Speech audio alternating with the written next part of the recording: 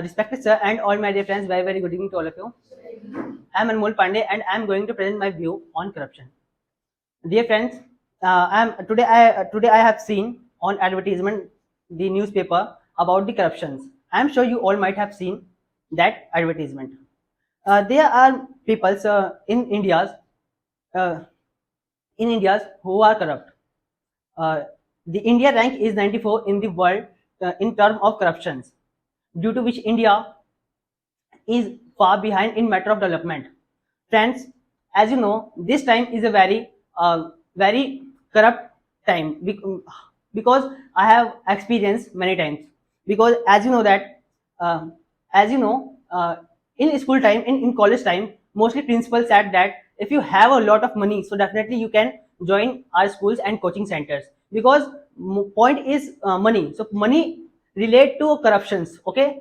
And you may have experienced many times. Nowadays we have to pay money even to get a good education and medical facilities. I'm not talking about only medical and education, but if you have a lot of money, so definitely you can join and you can take anything. And friends, nowadays village persons and cities persons doing a small corruptions, like village persons take electricity without permission of the government, and the cities persons take not pay the tax, and road tax, house tax and water tax, many types of tax no pay that time. Because of that, the corruption is increasing a small way. But if I talk about a big corruptions form, so you know that, as you know, recently the CBI take actions against the education minister. I'm talking about a Manish Sisodia.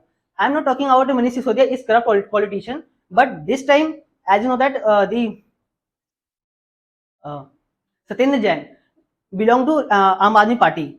So that's why we can say that somewhere the Manish Sisodia may be corrupt politicians, we can say, but something.